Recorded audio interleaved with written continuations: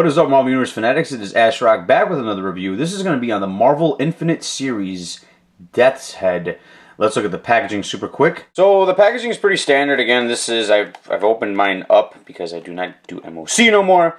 But you can see at the bottom Marvel's Death's Head. On the back there's a picture of him. There is the bio. Pause if you'd like to read. And the various other characters in the wave. I will be reviewing Red She-Hulk next. Stay tuned. Let's move on. And there you have it. So here is Death's Head. Now, this is a figure that David Vonner hinted towards a while back. I want to say almost 3 years ago. He said he was working on this figure, or maybe 2 years ago, but we never knew when it was coming out. We saw some images, some prototypes, but nothing finalized until now. And this just recently came out, obviously part of that wave that you just saw.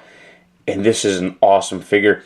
I don't know much about this character. I really don't. And I had to do some research on him to really get some more insight, in particular when it comes to the weaponry, which I'll explain when we get to articulation, all that good stuff. But we're going to start with paint applications. This is a super detailed, out there figure. They're utilizing the Colossus mold, which is utilized on Colossus, different Colossus. They're like three different Colossus figures, and then a Sinister figure, which I wasn't too impressed with. But on this figure here, it is very, very impressive. This is a well-utilized mold, and the paint applications on it overall are immaculate. There's so much detail. You got red, you got blue, you got yellow, you got lighter blue, you got the silver metallic obviously throughout. This is a very, very well-painted figure, and I'm so impressed with this figure, man. I don't even know where to start. So I guess we'll just start off from the bottom up. I mean, you can see he's got the blue boots with a little bit of yellow detail under there. It's kind of like it wraps around. This is actually a separate piece. He's got the spikes that are red on each. I mean, that is so cool, man. This is such a very, very well detailed. I want to zoom in on this little piece here for his cape. So you can see the head sculpt, and it came out just gorgeous, dude. Just so well done.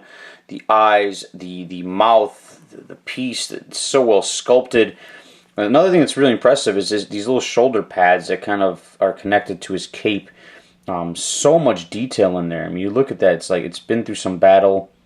It's been, you know, it's similar to the World War Hulk. It has that fine detail that, you know, you see on a figure like this, and you're just like, damn, some craftsmanship definitely went into this figure, and you can see that throughout. I mean, even on his little sides there, his knuckles, he's got the little spikes on the knuckles.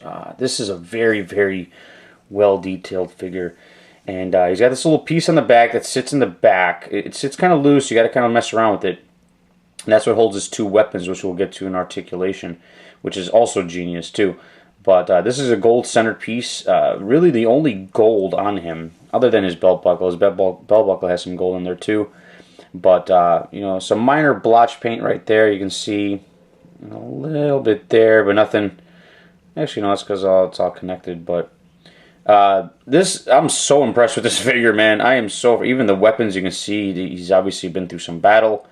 They're all rugged, and they look like they've been used, which you don't see that in a lot of figures. You don't. Usually people that have swords or weapons, they kind of look like they're brand new, like they've never even been through battle. And to see it like this, you can tell there's just so much detail in there and work, and I'm very, very impressed with this figure. Look at that freaking head, dude.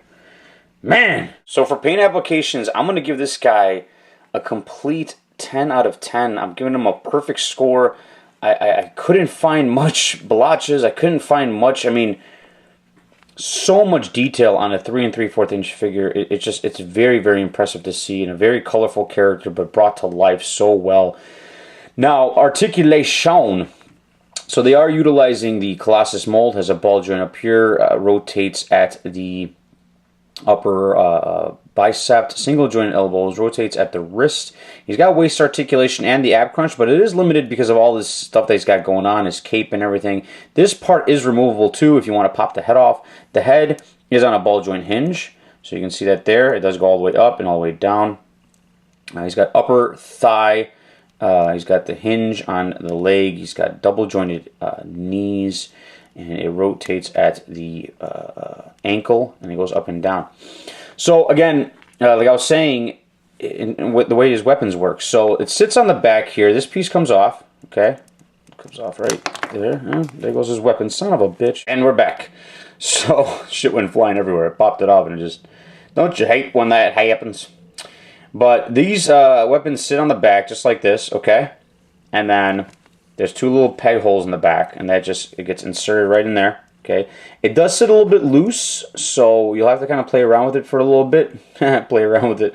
Just make sure your grandma don't walk in, because she'll be like, what are you doing? I'm playing around with it. That was a masturbation joke. But, anywho,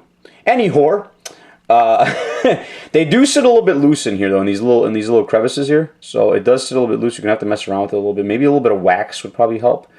But now, and when you look at them, you look at these pieces. You got this little mace here and this little axe or whatever.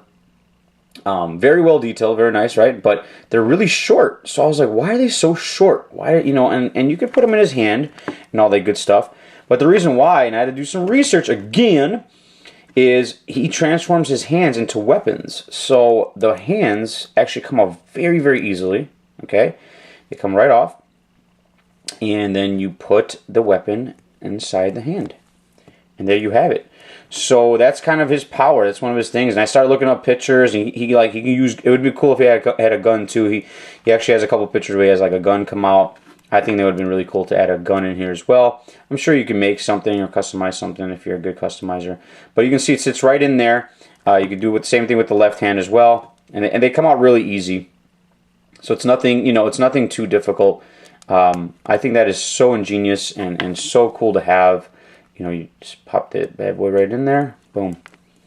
So I think that's super cool to have, and I don't know. This is I'm in love with this character almost, and I don't even know who he is really. I want to read some of his books now, just to get kind of more familiar with him. But this is definitely cool. Very, very innovative. Very, very well thought out.